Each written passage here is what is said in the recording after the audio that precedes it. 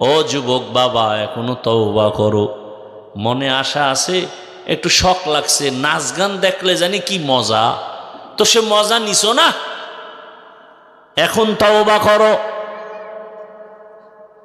তোমার মনে আশা যাক যে সারা রাত মোবাইল চালাবা, চালাইছো, এখন তওবা করো। যদি বলো না আশা পূরণ হয় নাই, তো বলো আমাকে আর কতদিন মোবাইল চালাইলে আশা পূরণ হবে, আর কতদিন পার্কে ঘুরতে গেলে আশা পূরণ হবে, আর কতদিন তুমি মেয়েদের নিয়ে নাচ গান করলে আশা পূরণ হবে, এবং এটাও বলো তোমার হায়াতের বাকি আছে আর কতদিন। গাড়ির নিচে যুবকের লাশ, পানির নিচে যুবকের লাশ, ঘুমের বিছানায় যুবকের লাশ।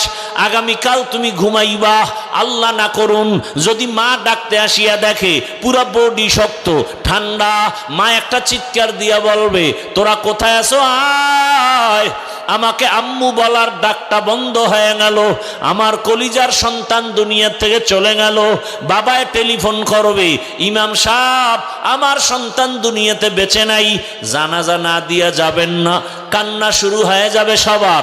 কেউ বলবে তাড়াতাড়ি যাও বাজারে কাফন আনো, কাউকে বলবে যাও ঘরের পিছনে গরম পানি করো, মশারি টানাও। জীবনের শেষ গোসল দেওয়ার জন্য তোমার আমার হাতের ঘড়িটা খুলে আর একজনে হাতে দিয়া বলবে এ ঘড়ির মালিক আমি। আরে গায়ের গেঞ্জিটা বেলেট দিয়া কেটে রাখবে, তিনটা সাদা কাপনের প্যাকেট পেঁচায়া দিবে। ওরে যখন জানাজা পড়াইতে নিয়ে যাবে খাটে উঠাইয়া, জানালা দিয়া মা বলবে আমার কলিজার বাবাটারে কই নাও, বলে চিরবিদায় জানাজা দিয়া কবরে। বলে শেষবারে চেহারাটা দেখায় দেও, একটা নজর আমার বাবার চেহারা দেখি, আর জীবনে দেখা হবে না। ও আল্লাহর বান্দাল আলিমুল হাকিম।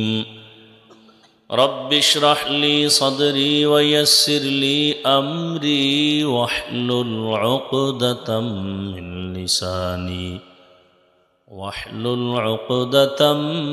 মিন লিসানি ইয়াফকাহু কওলি।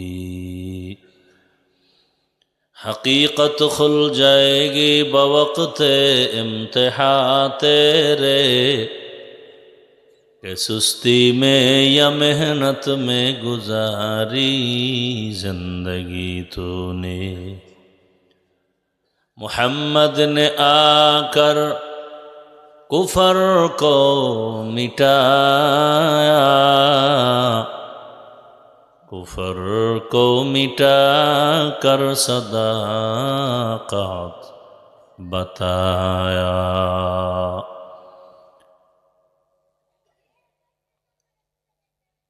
ডোমরাকান্দি শামসুল উলুম মাদ্রাসা কর্তৃক আয়োজিত আজ মাহফিল, দুদিনব্যাপী মাহফিলের সমাপনী দিন 8 ডিসেম্বর 2025। সভাপতি মোহাম্মদ লুৎফুর রহমান মিয়া, প্রধান অতিথি জনাব ডাক্তার মোহাম্মদ হারুনুর রশিদ সাহেব সহ অন্যান্য অতিথিবৃন্দ, হযরত উলামায়ে কেরাম, এলাকার বিভিন্ন স্থান থেকে আগত আল্লাহ পাকের আশিকিন, জাকিরিন, শাকিরিন, মুহিব্বিন, মুরব্বিয়ান আযম, কলিজার টুকরা আমার সমবয়সী যুবক বন্ধুগণ, স্নেহের ছোট ভাই, পর্দার আড়ালে মা বোনেরা, আল্লাহ পাকের দরবারে শুকর যে আল্লাহ আমাদেরকে সুস্থ রেখেছেন, আলহামদুলিল্লাহ। জীবনের এক অমূল্য সম্পদ আমাদের সুস্থতা। টাকা পয়সা বাড়ি গাড়ি সব আছে, কিন্তু আপনি আমি অসুস্থ যদি হই, এই জীবনের কোনো মূল্য। টাকা পয়সা বাড়ি গাড়ি তেমন নাই, কিন্তু আপনি আমি সুস্থ, এর থেকে সুখী জীবন আর। আল্লাহ আমাদের এই সুস্থতাকে দায়েমান কবুল করেন। এখনও যারা অসুস্থ বিছানায়, ঘরে, হসপিটালে, সবাইকে আল্লাহ সুস্থ করে দেন। দীর্ঘ সময় হযরত উলামায়ে কেরাম আপনাদের সামনে আলোচনা করেছেন, আপনারা ধৈর্যের সাথে শুনছেন। উলামায়ে কেরামদের কথাগুলো সহি তরিকায় আমল করার তৌফিক দান করেন। উলামায়ে কেরামের ইজ্জতকে আল্লাহ বেশি বেশি বাড়ায় দেন। উলামায়ে কেরামের ইজ্জত যারা নষ্ট করার চক্রান্ত করে, আল্লাহ ওদের হেদায়েত দান করেন। আমি আপনাদের দোয়া নেওয়ার আশায় সংক্ষিপ্ত সময় কিছু কথা বলার নিয়তে কোরআনে হাকিমের এক আয়াত, রসুলের একটি হাদিস পড়েছি। আয়াত ও হাদিসের আলোকে ইখলাস ও রুহানিয়াতের সমন্বয়ে কিছু কথা বলার মতো, আপনাদেরকে শুনবার মতো। সহি তরিকায় সহি নিয়তে সহি কিছু কথা আমার আপনার সকলের জন্য আল্লাহ পাক কবুল করেন।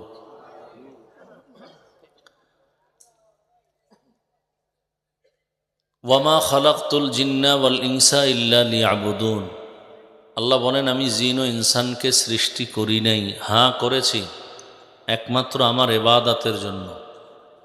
নবীজি বলেন, লা তাআতা লি মাখলুকিন ফি মাসিয়াতিল খালিক। আল্লাহকে অসন্তুষ্ট করে পৃথিবীর ভিন্ন কারো আদেশ বা হুকুম মেনে নেয়া হারাম। আয়াত ও হাদিসের তর্জমা শেষ। এবার কিছু ব্যাখ্যা। এখন বয়ান থেকে বিদায়ের টাইম, বাড়ি যাবেন, ঘুমাবেন, আবার বেশিরভাগ মানুষ মোবাইলের হক আদায় করবেন, কারণ রাতের মতো নিরিবিলি সময় পাওয়া যায় না। এই সময়টা যদি একটু মোবাইলের সাথে মোলাকাত করে কাটানো যায়, হয়তোবা আল্লাহর কাছে এটা নিয়ে কিছু ওসিলা পেশ করবেন যে বাবার হক, মায়ের হক, সন্তানের হক, পরিবারের হক আদায় করতে না পারলেও মোবাইলের গুনার হক আদায় করেছি যথেষ্ট পরিমাণ। আমার জানা মতে বাঙালিরা রাত্রে ঘুমায় আগের তুলনায় এখন অনেক কম। এই গজবের মোবাইল ধ্বংস করে না এমন কোনো সাইড নেই। আমরা আলেম ওলামারা এই মোবাইল আবিষ্কারের শুরু অবস্থায় প্রচণ্ড বিরোধিতা করতাম। এখনও আমাকে মাদ্রাসায় মোবাইল চালানো নিষেধ, পাইলেই তার নাম কাটা সাথে সাথে, এবং মোবাইল ভেঙে ফেলি।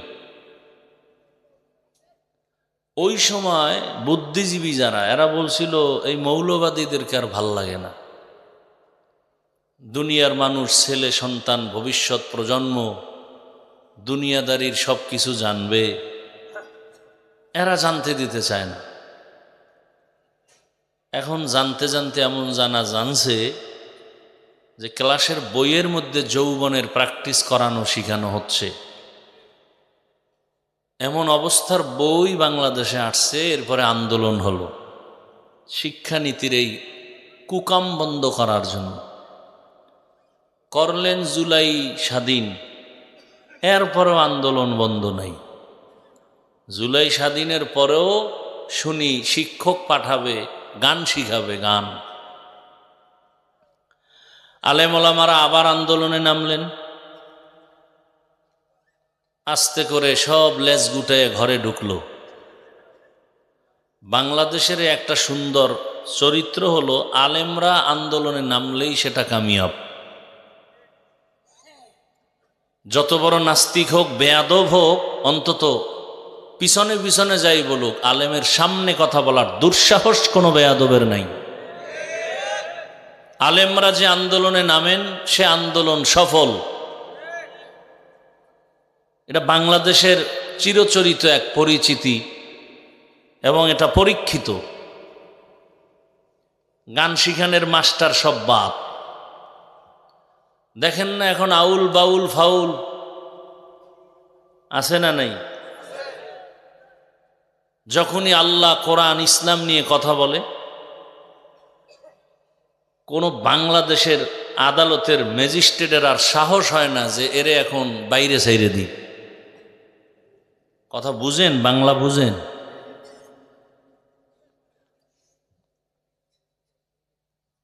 যদিও আল্লাহর দ্বীন ও ইসলাম দিয়ে দেশ চলে না, কিন্তু প্রত্যেকটা মানুষের অন্তরে ইসলামের মহব্বত বদ্ধমূল। না হয় এই শীতের মধ্যে এত রাত আপনারা কিসের আশায় বসে আছেন? আমি তো টেলিফোন করে বলছিলাম যে আমি আসবো না, কারণ আমার আসতে 12টা বাজবে। ঢাকার থেকে বের হব, সেখানে যানজট, প্রোগ্রাম একটা শেষ করতে আরেকটার পরে আরেকটা, মানুষ চায় করতে করতে মরে যাই। জানাজা দিতে পারলে ভালো, তবে আমগো মাহফিলটা হয়ে যায়, এরপরে মরুক। এক সপ্তাহ বিছানায় ছিলাম, 2-3টা করে প্রোগ্রাম করতে পারি নাই। যদি অসুস্থ হয়ে থাকতাম, কিছু করার ছিল? একেবারে যে সুস্থ তাও না। ওই সদরপুরে বয়ান করছি, ঘড়ি ধরা মনে হয় 29 মিনিট সম্ভবত। বলছে পারবো না, আল্লাহ যদি সুযোগ দেয়, হায়াত রাখে, সুস্থ রাখে, আবার দেখা হবে, আবার আসবো। তো যাই হোক, আপনারা বসে আছেন, টাকারও আশা না, খানারও আশায় না, একমাত্র আল্লাহর মহব্বত, ইসলামের মহব্বত। দুনিয়ার কোনো কেউ খাওন দিয়েও এত মানুষ এত শীতের মধ্যে এত রাত বসায় রাখতে পারতো না। জানি না এখানে আবার খাওন দাওয়ান আছে কিনা। আছে? হ্যাঁ, ও তবারক। কি খাওয়াবে? উট, গরু। মাশাআল্লাহ, তাই তো আগামীকাল রোজা রাখতে পারবেন, সাহারির নিয়ত করে খাইয়ে ফেললেই হবে। এই আবার কখন খাওয়াইব? ফজরের পর, মোনাজাতের পর। মাশাআল্লাহ, ভালো। অনেক জায়গায় এই খাওন দাওন নিয়ে ফিডে ফিডি কইরা মাহফিলি বাদ হয়ে গেছে বহু জায়গায়। আর আমরা কোথাও শুনলে এগুলো নিষেধ করি, কারণ এর দ্বারা এখলাস কম। যদি খাওন থাকে তাহলে কিছু লোক আছে খাওনের আশায়, এরা অজের আশায় নেই। কিন্তু খাওন তো পরে দিবে, এই জন্য বয়ে বয়ে দোয়া ইনুস পরে তাড়াতাড়ি নিয়ে ওয়াজ হয়। কেউ ভাবছে যে ওখানে যদি 29 মিনিট হয়, আমাকে 23 মিনিট হইলেই চলবো। খাওন দরকার। যাই হোক, আয়াত আর হাদিসের তর্জমাটাও বলে ফেলছি, সংক্ষেপ এর কিছু ব্যাখ্যা শোনাবো। এবং আমি যতটা কথা বলবো, যদিও কাটা কাটা ছোট ছোট অংশ, কিন্তু আসমান বরাবর আমার প্রত্যেকটা কথা খুব ওজনওয়ালা। কারণ কলিজার ভিতর থেকে মহব্বত নিয়ে বলি তো, বানাওটি করি না। অতএব এই কথাগুলো খুব খেয়াল করে শুনবেন। এবং আমার কথা বলার উদ্দেশ্য একটা, আমার জীবনের, আপনার জীবনের মূল ইসলামকে ঠিক করা। এ কথাটা মনে রাখবেন, কিন্তু পরে আবার প্যাঁচ লাগতে পারে, শয়তান ভিতরে বুইয়া প্যাঁচ লাগাইতে পারে। আমি সব কথা বলবো আমার ইসলামকে ঠিক রেখে। আমার ইসলাম ঠিক, সব ঠিক। আমার ইসলাম ঠিক নাই, কিছুই ঠিক নেই। আজকে এই মানুষগুলো যে এখানে বসে আছেন, একমাত্র এটা ইসলাম মানার কারণে এটা সম্ভব। ইসলাম ছাড়া দুনিয়ার কোনো টাকার খেলার কোনো এরকম একটা প্যান্ডেল এই মানুষগুলোকে ঠান্ডা মাথায় বসায় রাখার কোনো মায়ের সন্তানের শক্তি নেই। কত পুলিশ, কত কিছু রাখার পরেও গ্যাঞ্জাম ঝামেলা। কিন্তু এখানে বসে আছেন, কোনো টেনশন নাই, কোনো পেরেশানি নাই, চুপচাপ। নিয়ন্ত্রণের জন্য কোনো প্রশাসন। কিভাবে এটা সম্ভব? ইসলাম মানলে সম্ভব। এখান থেকে বুঝায় দিতে চায় আপনাদেরকে যে ইসলাম হলো শান্তির একমাত্র ঠিকানা। সন্দেহ? একমাত্র শান্তির ঠিকানার নাম ইসলাম। যতদিন পর্যন্ত জমিনে ইসলাম কায়েম হবে না, ততদিন পর্যন্ত শুধু উল্টা পাল্টা আওয়াজ হবে। এই জমিনে শান্তি কেউ দিতে পারবে না, আল্লাহর জাতের কসম, কোনো সন্দেহ নাই। একমাত্র ইসলাম দিতে পারে জাতিকে শান্তি। পৃথিবীতে যত ধর্ম আছে, শ্রেষ্ঠ ধর্ম এবং সহজ একমাত্র ইসলাম ধর্ম। আর সব ধর্ম উল্টাপাল্টা, আঁকাবাঁকা এবং কঠিন। ইসলামের মতো সহজ সুন্দর ধর্ম পৃথিবীতে আর নাই। এদেশে যদি ইসলাম কায়েম হয়, আল্লাহর কসম করে বলছি, সব গরিবরা ধনী হয়ে যাবে। আমার কথা পারলে লিখে রাখেন, যদি মিথ্যা হয় আমি মরে গেলে কবরে জুতা মারবেন। সন্দেহ যেন না থাকে, জন্য কসম করছি। কসম করার মানি হলো এই কথায় কোনো সন্দেহ। ইসলাম যদি কায়েম হয়, এদেশের কোনো মানুষ গরিব থাকবে না, সব কি হয়ে যাবে? ধনী। কারণ ইসলামের অর্থনীতি পৃথিবীর শ্রেষ্ঠ সফল অর্থনীতি। যেই অর্থনীতি মানুষকে সবল করে, সফল করে, চূড়ান্ত কল্যাণমুখী করে। আর দুনিয়ার মানুষের বানানো অর্থনীতি ধনীকে আরো ধনী বানায়, গরিবরে আরো ফকিন্নি বানায়। মূলত ইসলাম গরিবের সহযোগিতার জন্য, গরিবের পক্ষে ইসলাম বেশি। এজন্য রহমতের নবী বলেন, আমি যদি দোয়া করতাম অহুদ পাহাড় স্বর্ণ বানাও তাহলে হইতো। নবী তা করেন নাই। নবী কি দোয়া করছেন?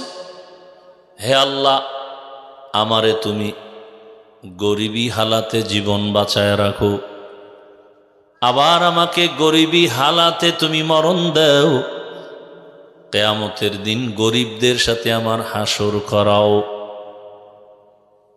আল্লাহর নবী বলেন, হে গরিবেরা, বড় লোকের বাড়ি গাড়ি দেখে আফসুস করিস না, কিয়ামতের দিন গরিবেরা ধনীদের 500 বছর আগে জান্নাতে যাবে। কয়শো বছর? 500 বছর আগে গরিবরা জান্নাতে যাবে ধনীদের। কারণ ধনী তোমার কত টাকা ছিল, কত মাল, এগুলো কিভাবে তুমি আমদানি করেছো জবাব দাও, রপ্তানি কিভাবে করেছো জবাব দাও। হিসাব দিতে দিতে জীবন শেষ, গরিবের টাকাও নাই, হিসাবের কোনো প্যারাও নাই। কি নবী বলেন, গরিবেরা জান্নাত পাইবা ধনীদের 500 বছর আগে। তবে তোমার একটা নীতির উপরে থাকতে হবে, দুনিয়াতে যতদিন তুমি বেঁচে থাকবা আল্লাহকে রাজি করে চলবা। দুনিয়ার আর কেউ বেজার হয় হোক, আল্লাহকে বেজার করা যাবে না।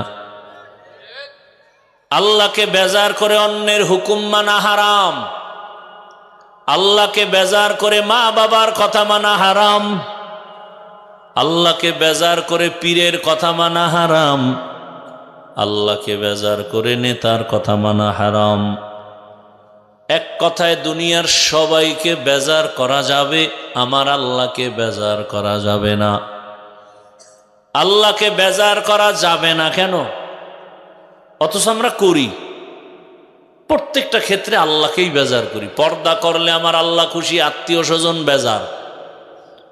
আমরা এখন আত্মীয়কে খুশি রাখার জন্য আমরা পর্দা ছেড়ে দিয়েছি। কেউ আল্লাহ যে বেজার হইল বলে তওবা করে ঠিক করে নিব, কপালে আর তওবাও নসিব হয় না। এক সময় আজরাইলের সাথে মোলাকাত হয়ে যায়। আল্লাহকে বেজার করা যাবে না কেন? বলে আমার আল্লাহর মতো আপন এ দুনিয়াতে কেউ নাই। মনে মনে ভেবেছিলাম 2 জন আমার আপন, কিন্তু দেখলাম তারাও স্বার্থপর। আমার মা, আমার বাবা। বাংলাদেশে তাকায় দেখলাম স্বার্থের টানে সন্তানকে জবাই করে দিল। কি ঘটনা শুনেন নাই? এমন কি আরো লজ্জার কথা, বাবা তার মেয়েটাকে হোটেলের মধ্যে নিয়ে বলে, আজ তুই আমার কাছে মেয়ে না, স্ত্রীর সমান হয়ে থাকবি। এটা কি ইন্ডিয়ার খবর? আমার এ বাংলার খবর। স্বামীর সামনে তার স্ত্রীকে উলঙ্গ করে ধর্ষণ করা হয়, বাবার সামনে তার মেয়েকে উলঙ্গ করে ধর্ষণ করা হলো। জুলাইয়ের পরের খবর, কিন্তু খুব সাবধান।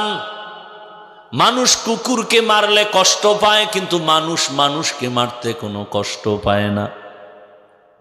এটা কারণটা কি কোনো র্যাবের পিটান, আর্মির বেতের বাড়ি দিয়েও এগুলো পরিপূর্ণ নিয়ন্ত্রণ করা সম্ভব না। একমাত্র একটা মেডিসিন দিলে পুরা দুনিয়া সোজা হয়ে যাবে। ওই মেডিসিন হলো আল্লাহর ভয়, কোরআনে বর্ণিত তাকওয়া। হর কে দারত খৌফে হকদার দিল মদম, জন্নতুল মাওয়া দেহদ ও রামকাম জুজবা হক চি জে মখাজ ইনসুজা ফজলে উ আমস্তে দর জুমলা জাহা। আল্লাহ তাআলা যাকে কবুল করবেন সেই পাবে মাইয়াহদিল্লাহু ফাহুয়াল মুহতাদ ওয়া মান ইউদ্লিল ফালান তাজিদ লাহু ওয়ালিয়্যাম মুরশিদা।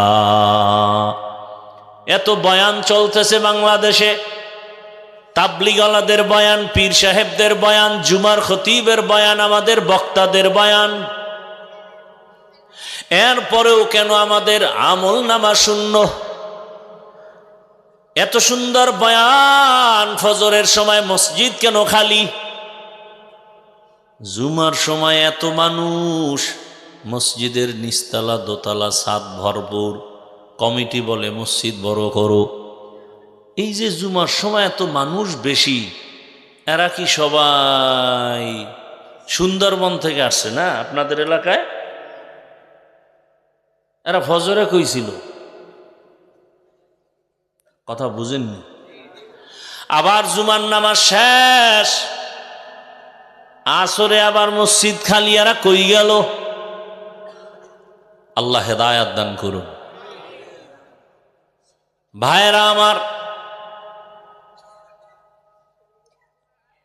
আল্লাহ পাক রব্বুল আলামিন আপনাকে আমাকে এত কিছু দিয়েছেন, বিনিময় আল্লাহ কিছু চান নাই। আল্লাহ কি দিছেন? কথা বলার শক্তি দিছি। এই যে মাউথ সামনে নিয়ে কথা বলি, মেশিন কথা টেনে ইউনিট থেকে হর্ন হয়ে বের হচ্ছে।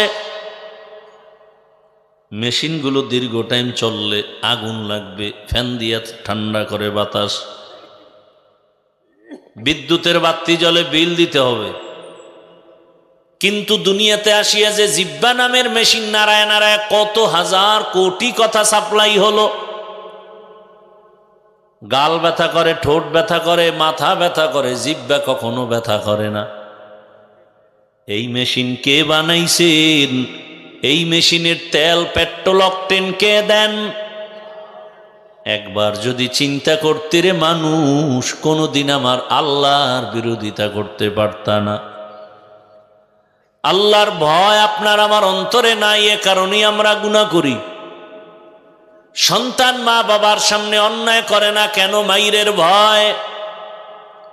ছাত্র শিক্ষকের চোখের নজরে অপরাধ করে না, মাইরের ভয়। ঠিক এই জমিনের মানুষ যদি আমার আল্লাহকে ভয় করতেন, গলায় ছুরি লাগতো, গুনার কাছেও যেত না। আমরা আল্লাহকে বেজার করব না মুখে বলি, কিন্তু বাস্তবে আল্লাহর উপরে আমরা বিভিন্নভাবে বিরোধিতা নিয়ে চলতেছি। এমনকি একটু বিপদ আপদ বেশি হয়ে গেলে আল্লাহর উপরে মন্তব্য করে খারাপ। অথচ আল্লাহ তাআলা বলেন, অন্য নবীর উম্মতেরা গুনাহ করলে চেহারা পাল্টায় শুকর বানর হয়ে যেত। আমরাও তো গুনাহ কম করি না। সারাটা রাত মোবাইল হাতে নিয়ে ঘরে ঘরে জেনা চলে, জেনা, চোখের জেনা, হাতের জেনা, জবানের জেনা, অন্তরের জেনা চলে মোবাইলের দ্বারা। বাবাও মোবাইল চালায়, মা মোবাইল চালায়, বোন মোবাইল চালায়, ভাই মোবাইল চালায়। যেই পরিমাণ গুনাহ করি, ঘুমের থেকে উঠিয়া চেহারা তো অন্যরকম হওয়ার কথা ছিল। রহমতের নবীর উম্মত হওয়ার বরকতে আল্লাহ চেহারা পরিবর্তন করেন নাই। ভাইরা আমার আল্লাহর মতো আপন আর কেউ নাই। দুনিয়ার মানুষ দয়া করে, মা দয়া করে, বাপ দয়া করে, সব স্বার্থে আঘাত লাগলে আর দয়া করবে না, খোঁটা দেয়। আমার মালিক এমন দয়ার মালিক, আমার আল্লাহর কাছে বেঈমানেরা চাইলেও পায়, মুমিনেরাও চাইলে পায়, রাতে ডাকলেও পায়, দিনে ডাকলেও পায়। জঙ্গলে বয়ে যদি ডাক দেয় আল্লাহ, আল্লাহ বলেন লাব্বাইকা ইয়া আবদি। সমুদ্রের মাঝে গিয়া যদি ডাক দেয় আল্লাহ, আল্লাহ সাড়া দিয়া বলেন লাব্বাইকা ইয়া আবদি। ভাইরা আমার, সমুদ্রের ভেতরে জাহাজ চলে, মালবাহী জাহাজ। হঠাৎ করে একটা আওয়াজ আসছে, তোমার জাহাজ নদীর মধ্যে ডুবে গেছে। মালিক থাকে ঢাকা, খবর শুনে মালিক বলে, আল্লাহর কসম আমার জাহাজ ডুবে নাই। তুমি দেখছো? কয় না। মোবাইল? কয় না মোবাইল নেই। তুমি কেমনে বললা? কয় খবর নাও। খবর নিয়ে দেখে ঠিকই অন্যের জাহাজ ডুবে গেছে, তার নিজের জাহাজ মালবাহী ডুবে নাই। জিজ্ঞাসা করা হলো, ভাই তোমার জাহাজ ডুবে নাই সত্যিই পেয়েছি, তবে তুমি কসম খাইলা কোন শক্তির বলে? বলে রহমতের নবীর আদর্শ, আমার আল্লাহর হুকুম, মালের যারা জাকাত দিবে তাদের মাল কখনো ধ্বংস হবে না। যারা মালের জাকাত ঠিক মতো দিবে তাদের মাল ধ্বংস হবে না। এজন্য মালের জাকাত ইসলামী অর্থনীতির একটা মূল পয়েন্ট, জাকাত। আর এই জাকাত খাবে গরিবেরা। গরিবেরা জাকাত পাবে, অভাব দূর হয়ে যাবে। চোর চুরি করবে, ও অভাবে একদল চুরি করে আর একদল স্বভাবে চুরি করে। আমগো দেশে অভাবের চোরের তুলনায় স্বভাবের চোর বেশি। অভাবের চোর যারা অভাবে চুরি করে এরা সব সাধারণ মূর্খ, আর যারা স্বভাবে চুরি করে অধিকাংশ শিক্ষিত। ইসলাম যখন আসবে বলবে তোমার অভাব পূরণ করে দেই, আর সমাজে চুরি চলবে না। ভাইরা আমার, এই যে প্যান্ডেলে আপনারা বসছেন, বুঝার জন্য বলছি, এখানে বিড়ি পান করে এমন কোনো লোক নাই? কথা বলেন না কেন? আচ্ছা, এই প্যান্ডেলে আসার পরে কয়টা বিড়ি টানছেন? কেন এখানে কেউ ঘোষণা দিছে যে টানলেই মারমু? হ্যাঁ, একটা বিড়িও টানলেন না যে মিনিটে মিনিটে বিড়ি টানেন? কুয়াশার ভিতরে কিচ্ছু দেখা যায় না, আগুন দেখা যায়। কি দুনিয়াতে যদি কোনো ফাও আকাম থাকে যে আকামের কোনো লাভ নাই, এই আকামের নাম বিড়ি টানা। কেউ আকাম করে, মদ পান করে, এই মদ পান করে কিছু লাভ আছে, শরীরের মধ্যে একটা শক্তি এনার্জি আসে। কিন্তু একটা ফাও আকাম হলো কি, এই বিড়ি টানলে কি চেহারা সুন্দর হয়। যারা বিড়ি টানে এদের ঠোঁটগুলো গোলাপের মতো লাল, কি কালো, ওদের কলিজা আরো কালো। আল্লাহ হেদায়াত দান করুন। একটা লোক যদি কেউ বলতে পারেন বুঝায় যে হ্যাঁ বিড়ি টানলেও শরীরের লাভ আছে, কন আমিও টানব। আচ্ছা, এই যে পরিবেশে আপনারা বিড়ি টানলেন না, কেউ নিষেধও করলো না, কেন টানলেন না? এই পরিবেশ এই বিড়ি টানার পরিবেশ না। বড় কঠিন কথা। এখানে র‍্যাব কি বলছে মারমু? ইসলাম এটা পারে, আর কেউ পারে না।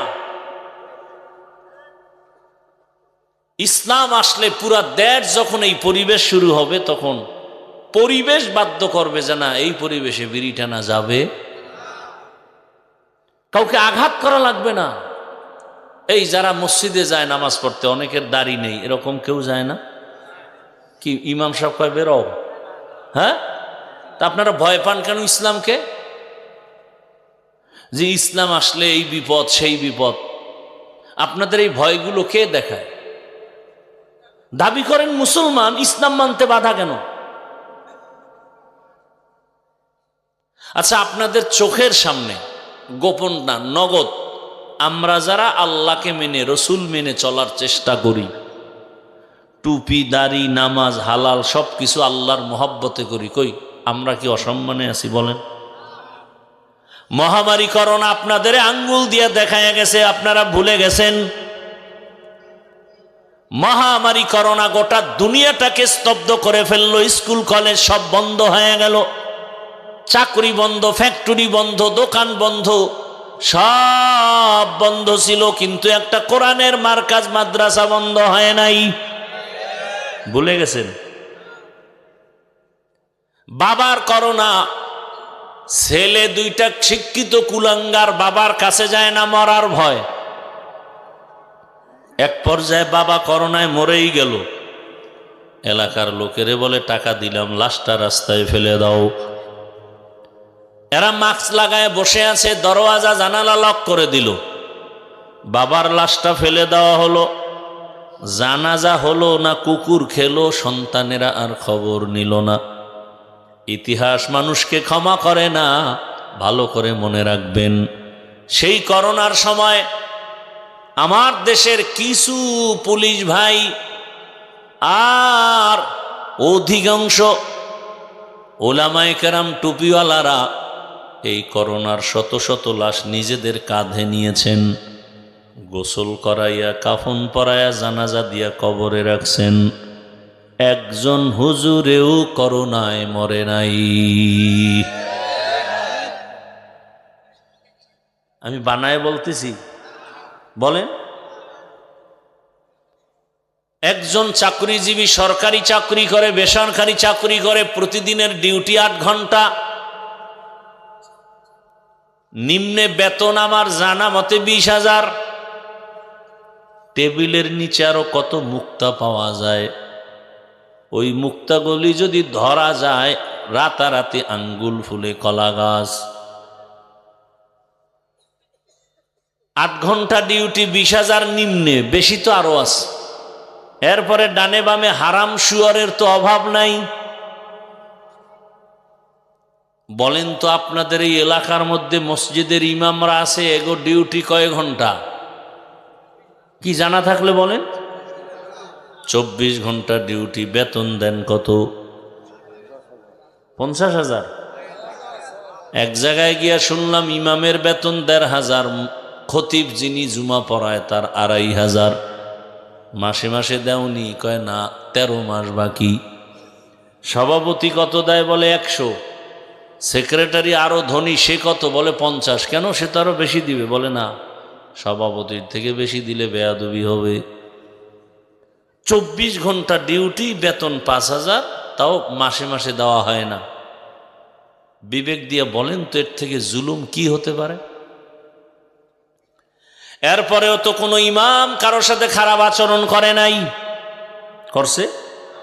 কোনোদিন কি বলছে জুমার বয়ানে যে আমার বেতন 30 করো, না হয় আসর থেকে সূরাগুলো উল্টা পড়ব? বলছে? এরপরে ইমামের এই খেদমত কি স্বাধীন? রিমান্ডে রাখে মুসল্লিরা, রিমান্ডে। জোহরের নামাজে নাই, আসরের মধ্যেই জিজ্ঞাসাবাদ শুরু, রিমান্ড। রিক্সাওয়ালা কয়, এই হুজুর জোহরে ছিলেন কই? কে তুমি? এত বড় পাওয়ার? আমি রিক্সা চালাই। পাওয়ার কেন? কয় 5 টাকা বেতন দেই। এরকম বেদ্যব আছে না নাই? এরপরেও কিন্তু হুজুর কোনোদিন বাজে কথা বলে না, বরং মোনাজাতটা দিয়া কলিজা ভরে দোয়া করে, আল্লাহ এলাকায় শান্তি দাও, কবরওয়ালাদের নাজাত দাও, ব্যবসায়ীদের বরকত দাও, অসুস্থ রোগীদের সুস্থ বানাও। এরপরও যারা কয় হুজুরেরা খারাপ, আমি বলি ওদের রক্ত খারাপ। তুকু যাও সুন্নতে আহমদ কো জাপা মোহাম্মদ কৈবুয়াদ নিসবতরা মান আহাব্বা সুন্নতি কৌলে রসুল মজদায়ে কানা মাই হাম কুন কবুল। আল্লাহ তাআলা বলেন, ওমা খালাকতুল জিন্না ওয়াল ইনসা ইল্লা লিয়াবুদুন। আমি জিন ও ইনসানকে সৃষ্টি করি নাই, হ্যাঁ করেছি ইবাদতের জন্য। এবার ভালো করে বুঝেন ইবাদত কি, ইবাদত কেন, ইবাদত কিভাবে। আমরা অনেকেই মনে করি ইবাদত মানে তসবিহ হাতে নাও, মসজিদে যাও, জিকির করো, তেলাওয়াত করো, নামাজ পড়ো, ইবাদত শেষ। বলে না না, ইবাদত কি ভালো করে বুঝেন। মৃত্যু পর্যন্ত জীবনের প্রতিটি ক্ষেত্রে আল্লাহর হুকুম মেনে চলার নাম ইবাদত। জীবনের প্রতিটি মুহূর্তে, প্রতিটি ক্ষেত্রে আল্লাহর হুকুম আছে না নাই? আল্লাহর হুকুম মেনে চলার নাম ইবাদত। ইবাদত কেন করব? যেই মালিকের ইবাদত করবা তার সাথে হবে তোমার মোলাকাত, বিনিময়ে পুরস্কার পাবে তুমি জান্নাত। ইবাদত কোন নিয়মে করব? নিয়ম ছাড়া তো চলে না। নিয়ম ছাড়া আদালত চলে না, নিয়ম ব্যতীত কোনো রাষ্ট্র চলে না, নিয়ম ব্যতীত প্রতিষ্ঠান চলে না। মানুষ তুমি কোন নিয়মে ইবাদত করবা? বল একটা মাত্র নিয়ম, রাহমাতুল্লিল আলামিনের তরিকায় হবে ইবাদত। নবীর আদর্শ মেনে ঘুমাও ইবাদত, নবীর আদর্শ মেনে খানা খাও ইবাদত, নবীর আদর্শ ঠিক রেখে ব্যবসা করো ইবাদত, নবীর আদর্শ মেনে তুমি চাকরি করো ইবাদত, নবীর আদর্শ মেনে লেখাপড়া করো ইবাদত, নবীর আদর্শ মেনে তুমি ঘুমাও ইবাদত। আর নবীর আদর্শ বাদ দিয়া তুমি নামাজ পড়বা ইবাদত হবে না, নবীর আদর্শ বাদ দিয়া রোজা রাখবা ইবাদত হবে না। জীবনে যা করব যা বলবো সব আমার নবীর তরিকায় করলেই ইবাদত। মা খালাকতুল জিন্না ওয়াল ইনসি বাখা, জুজ ইবাদত নিস্তে মাকসুদ আজ্জাহা। জীবনে আপনি যা করবেন সব ইবাদত।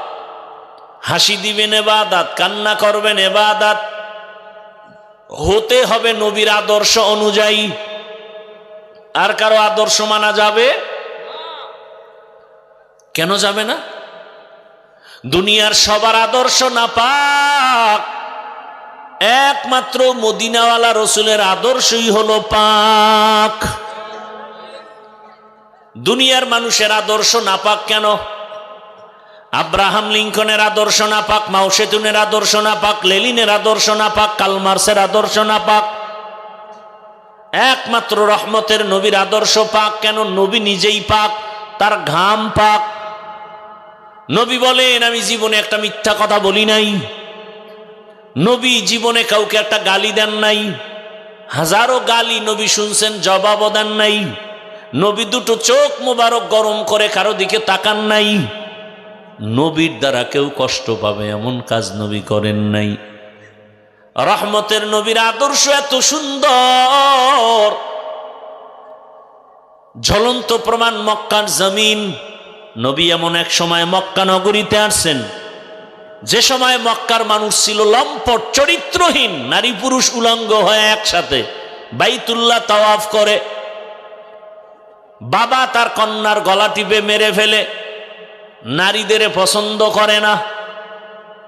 রহমতের নবী এমন আদর্শ নিয়ে আগমন করলেন, মাত্র 13 বছরের মেহনতে দাওয়াতে মক্কার পট পরিবর্তন হলো।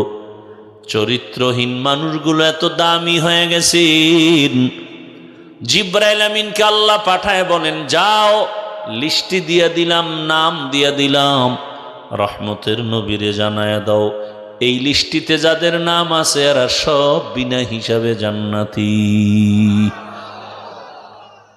কয়জন জান্নাতি আপনারা জানেন? 10 জন। এটা নিশ্চিত জান্নাতি। এই 10 জনের ভেতরে প্রথম নামটা কার জানেননি? আবু বকর সিদ্দিক রাদিয়াল্লাহু আনহু। দ্বিতীয় নামটা কার? হযরত ওমর। কত খারাপ ছিলেন হযরত ওমর জানেন? 27 বছর বয়সে তরবারি নিয়ে দৌড়ায় নবীর কল্লা কাটার জন্য। আবু জাহিল্লা ঘোষণা দিছে 100 লাল উট দেওয়া হবে, কেউ সাহস করে না। ওমর দৌড়াচ্ছে তরবারি নিয়ে মুহাম্মদের গর্দান কাটার জন্য। ওদিকে আমার মালিক হেদায়েতের দরজা খুলছেন, রহমতের নবীও দোয়া করতেছেন। রহমতের নবীর সামনে যাইয়া ওমরে ফারুক রাদিয়াল্লাহু আনহু তরবারিটা ফালাইয়া রহমতের নবীর চেহারা দিয়ে তাকায় চোখের পানি ছেড়ে কাঁদেন আর বলেন, ইয়া রাসূলুল্লাহ, আমি বেয়াদবি করে ফেলেছি, দয়া করে আমাকে মাফ করে দেন, কালেমা পড়ায় দেন। তরবারি ফেলে ওমর কালেমাওয়ালা হয়ে গেল। রহমতের নবীর হাতের সাথে ওমরের হাত লাগানো হলো। বিদ্যুতের গতির থেকে বেশি গতিতে ওমরে এমন ইমানের পাওয়ার পেয়ে গেল, তরবারি নিয়ে যেই নবীকে জবাই করবে ওই তরবারি নিয়ে বাইতুল্লাহর পার্শ্বে হাতিমে কাবায় দাঁড়ায় বলে, মক্কার মুশরিক বেঈমানেরা আয়, ওমরের তরবারির সামনে দাঁড়াও। মুহাম্মদের কিছু বলার দরকার নাই। ইসলামের বিরুদ্ধে কিছু বলতে চাইলে আমি একা ওমরের তরবারি তোদের জন্য যথেষ্ট। কয় বছর বয়স? 27 বছর বয়স। এরে আমার কলিজার যুবক, তোমার বয়স কত? তুমি করো কি? সেই ওমরের নাম এখনো শুনলে কেমন যেন ভয় লাগে, কারণ এমন পাওয়ার আমার আল্লাহ ওমরকে দান করেছেন। অর্ধ দুনিয়া শাসন করে হযরত ওমর একা। রাস্তা দিয়া চলে, কোনো বডিগার্ড নাই, সিকিউরিটি নাই। ওমর যেই পথে চলে ওই পথে শয়তান চলে না, ভয়। একটা যুবক মদের বোতল নিয়ে রাস্তা দিয়ে চলে, হঠাৎ তাকায় দেখে ওমর আসতেছে, ভয়ে কাঁপতেছে। ওমর যদি দেখিয়েই ফালায়, কথার আগে তরবারি রেডি। যুবক এখন মদের বোতলটাও ফেলতে পারে না, মনে মনে মালিকের ডাকে, হে মালিক, দয়া করে তুমি আমাকে ওমরের হাত থেকে বাঁচাও, জীবনে মদের বোতল হাতে নিব না। ওমর কাছে এসে কয়, এই যুবক, হাতের বোতলটা আমার হাতে দে। যুবক দেয় না, ভয়। এই ভয় পাও কেন? দে। যুবক ভয়ে ভয়ে যখন বোতল দিল, খলিফাতুল মুসলিমিন ওমর বোতলটা হাতে নিয়ে দেখে বোতলে এক ফোঁটা মদও নাই, পুরা বোতলটাই সাদা দুধে ভরা।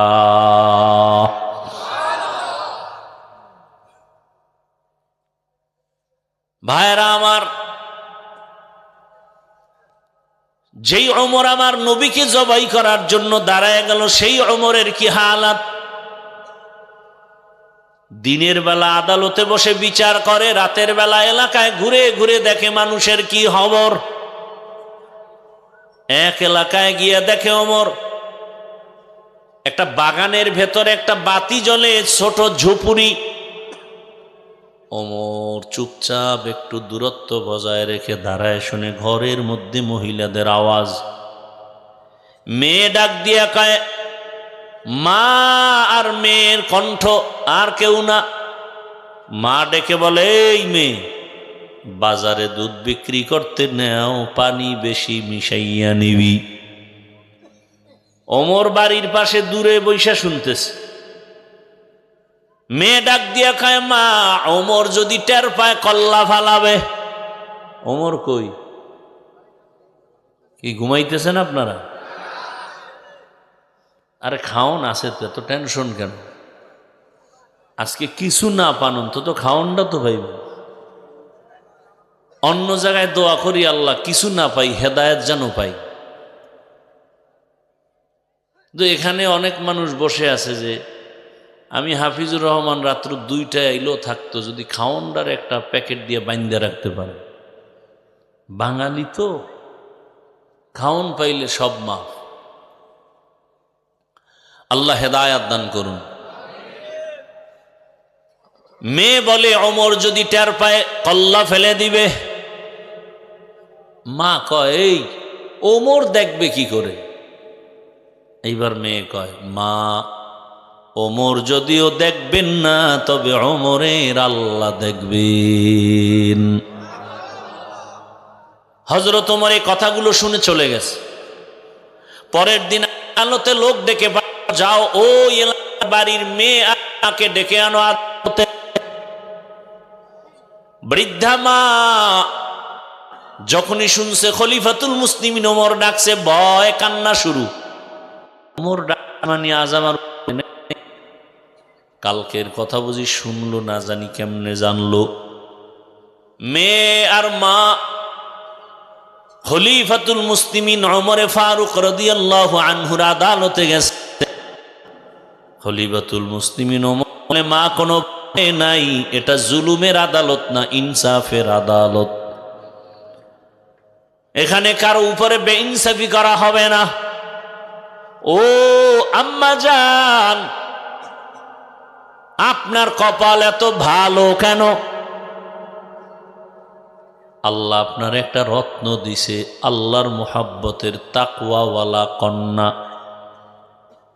এত ভয় আপনার মেয়ের অন্তরের ভেতরে, আল্লাহর ভয়। এত একটা সুন্দর মেয়ে আপনি পেয়েছেন, আল্লাহ যদি কবুল করে এই মেয়ে দিয়ে আপনি জান্নাত পাওয়ার কথা। তবে আমি আপনাদের ডাকছি একটা প্রস্তাব, মা আপনি যদি রাজি হন, আপনার মেয়েটাকে আমি ওমরের ছেলের বিবাহে বউ বানাতে চাই। আল্লাহর বান্দি তো মহা খুশি, ধন্য কপাল আমার যে আজ আমার কন্যা হবে ওমরের পুত্রবধূ। রাজি হয়ে গেলেন, বিবাহ হয়ে গেল। ওমরে ফারুক রাদিয়াল্লাহু আনহুর সন্তানের জন্য তার মেয়ে নিয়ে নিল।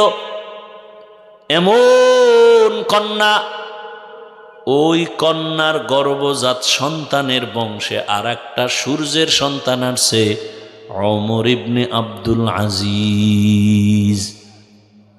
ওমর ইবনে আব্দুল আজিজের ঘটনা বলতে গেলে রাত পার হয়ে যাবে। সে আর এক সূর্য সন্তান।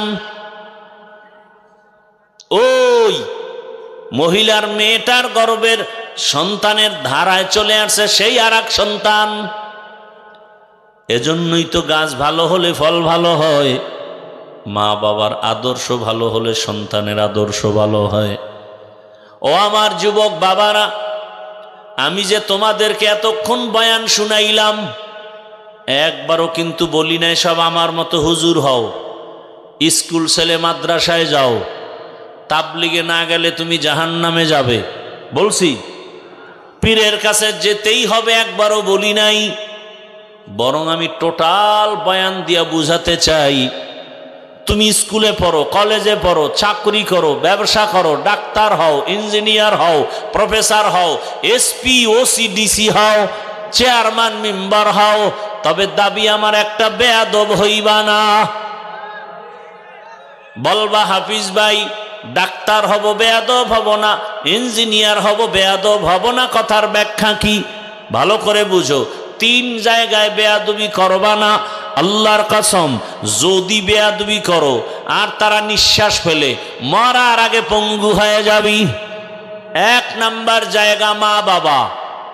মা বাবা যদি তোর আচরণে কষ্ট পেয়ে নিঃশ্বাস ফেলে, তোর ধ্বংস শুরু।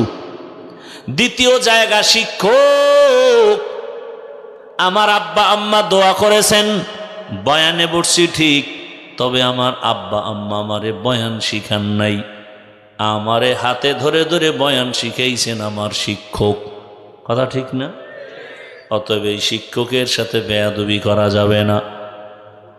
যদি বেয়াদবি করে আর শিক্ষক একটা নিঃশ্বাস ছাড়ে বরদোয়া দেয়, ছাত্রের জিন্দেগি বরবাদ। 3 নাম্বার জায়গা উলামায়ে কেরাম। উলামায়ে কেরামের সাথে যদি বেয়াদবি করে, নিঃশ্বাস আসে, জিন্দেগি বরবাদ।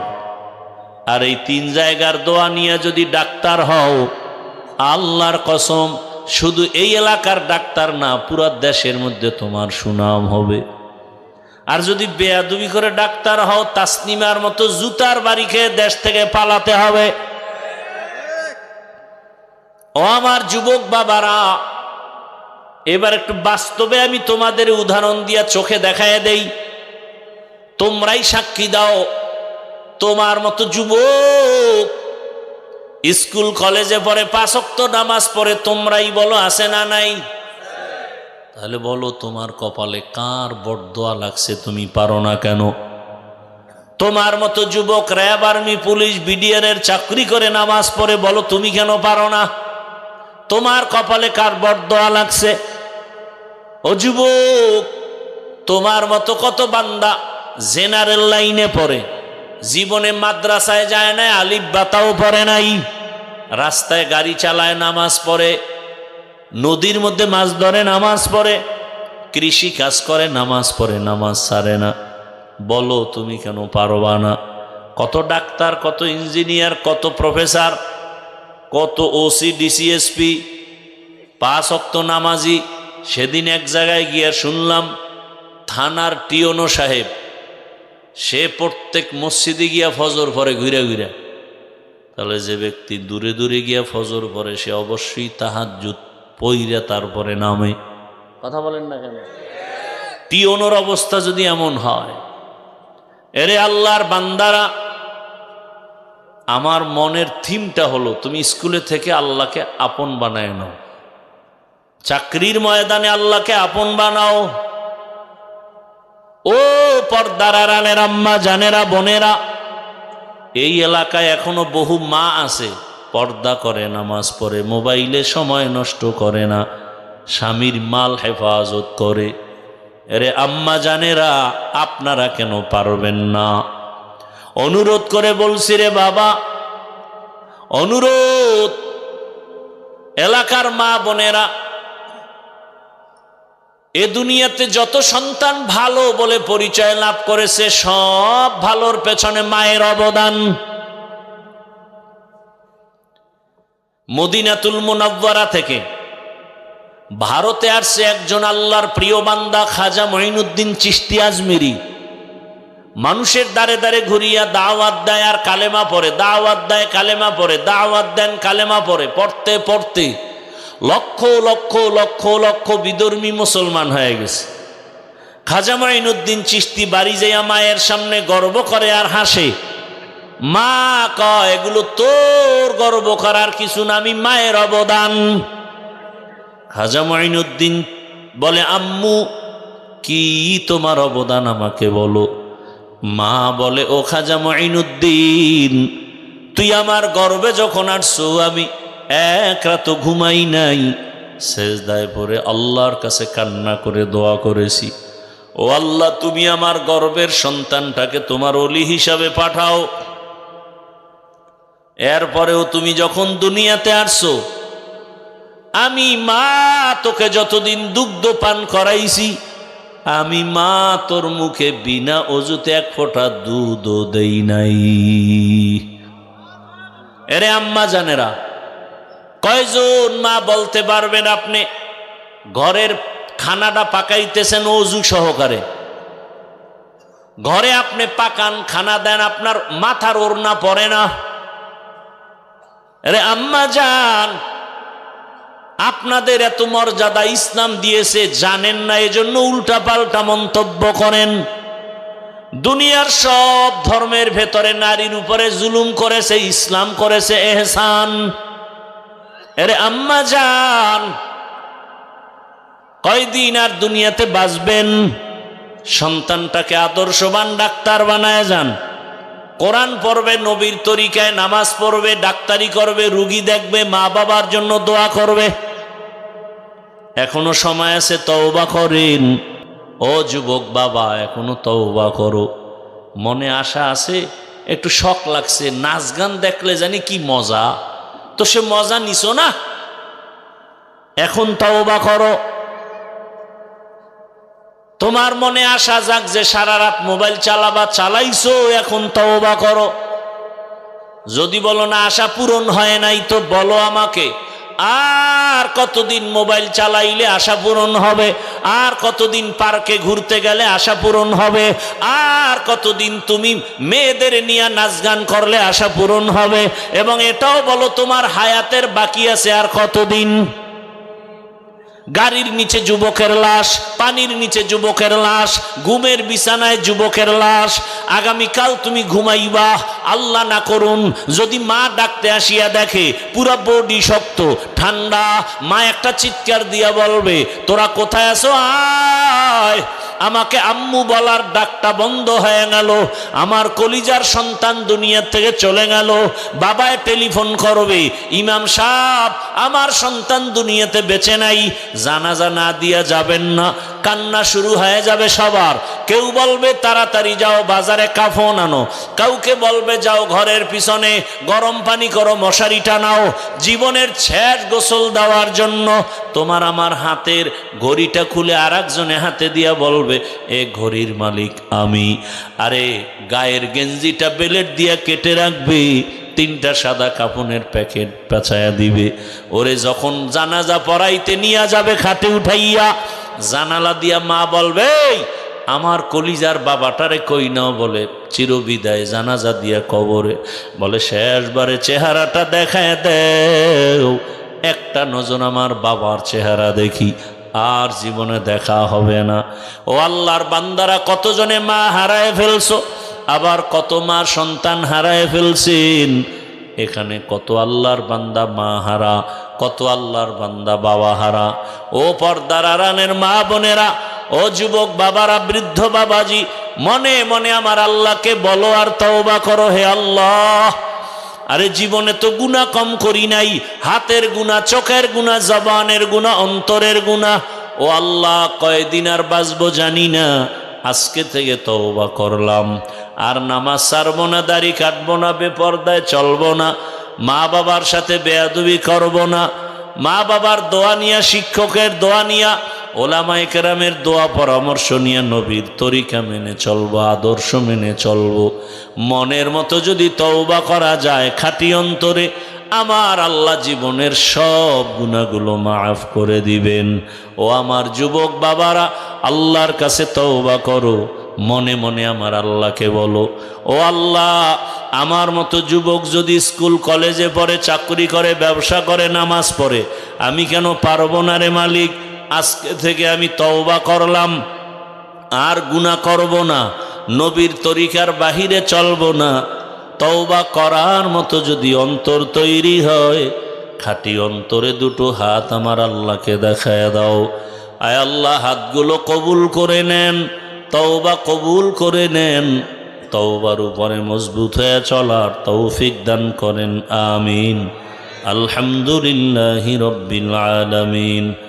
الصلاة والسلام على سيد الأنبياء والمرسلين وعلى آله وأصحابه أجمعين يا أرحم الراحمين يا أرحم الراحمين يا أرحم الراحمين رب ارحمهما كما ربياني صغيرا اللهم إنك عفو كريم تحب العفو فاعف عنا اللهم إنا نسألك رضاك والجنة ونعوذ بك من سخطك والنار اللهم ارحمني بترك المعاصي اللهم ارحمني بترك المعاصي اللهم ارحمني بترك المعاصي اللهم إنا نعوذ بك من البرص والجنون والجذام وسيء الأسقام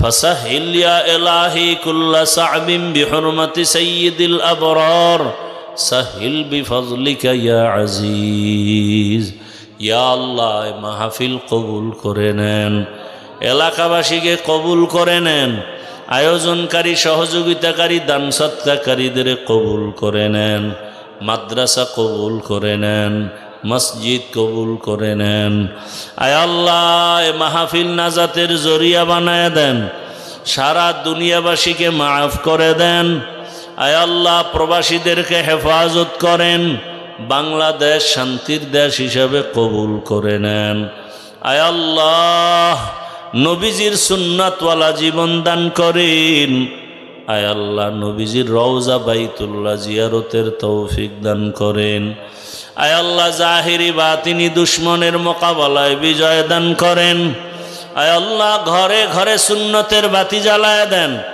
সন্তানগুলো নেককার বানায় দেন মা বোনদের আবেদা পর্দাওয়ালা বানায় দেন লেখাপড়া যারা করে পরীক্ষার্থী কামিয়ে বিধান করেন মোবাইলের গুনাহ থেকে আমাদের হেফাজত করেন আদবওয়ালা জীবন দান করেন বেয়াদবির থেকে হেফাজত করেন আয় আল্লাহ মুখালিফের মুওয়াফিক বানায় দেন যারা ব্যবসা করে চাকরি করে হালালভাবে বরকত বাড়ায় দেন আয় আল্লাহ আমরা যারা হাত তুলেছি জানি না কারা এখানে ইয়াতীম বাবা নাই অনেকে মা হারা অসহায় কে যেন ভাই হারা কে বোন হারা কে সন্তান হারা আয় আল্লাহ কুদরতের দ্বারা সব কবর জান্নাতের বাগান বানায় দেন, কবরের আযাব মাফ করে দেন। আম্বিয়ায়ে কেরাম, সাহাবায়ে কেরাম, শুহাদায়ে কেরাম, আউলিয়ায়ে কেরাম, আসাতেজায়ে কেরামদের মাকাম জান্নাতে উঁচু বানায় দেন। রব্বুল আলামিন, যারা বেঁচে আছে দীর্ঘ নেক হায়াত দান করেন, অসুস্থতা দূর করে দেন। আয় আল্লাহ আমাদের দীর্ঘ নেক হায়াত দান করেন, সুস্থতার নিয়ামত বাড়ায় দেন। আয় আল্লাহ ইজ্জতের সাথে সারা দুনিয়ায় খেদমতের জন্য কবুল করে নেন। মুখালেফের মুআফিক বানায় দেন, চলার পথে ইজ্জতের সাথে হেফাজত করেন। আমাদের জানমাল হাল পরিবার হেফাজত করেন। আয় আল্লাহ বাড়ি গাড়ি মাদ্রাসা ছাত্র ওস্তাদ সব হেফাজত করেন। আয় আল্লাহ ভূমিকম্প ভূমিধস অগ্নিকাণ্ডের বিপর্যয় থেকে আমাদের জানমাল হেফাজত করেন। আদবওয়ালা জিন্দেগি দান করেন। মা বাবার দোয়া, শিক্ষকের দোয়া, ওলামায়ে কেরামের দোয়া পরামর্শ নিয়া নবীজির আদর্শ মেনে চলার তৌফিক দান করেন। হিংসা দূর করে মোহাব্বত বাড়ায় দেন। আয় আল্লাহ ইলম হিলিম হিকমত আমলে বরকত বাড়ায় দেন। আওয়াজে কথায় রুহানিয়াতে স্পষ্টতার রব বাড়ায় দেন। আয় আল্লাহ সমস্ত মাদ্রাসা মসজিদগুলো কবুল করে নেন। অন্যান্য শিক্ষা প্রতিষ্ঠান নবীর আদর্শে কবুল করে নেন। পরস্পরে মোহাব্বত বাড়ায় দেন।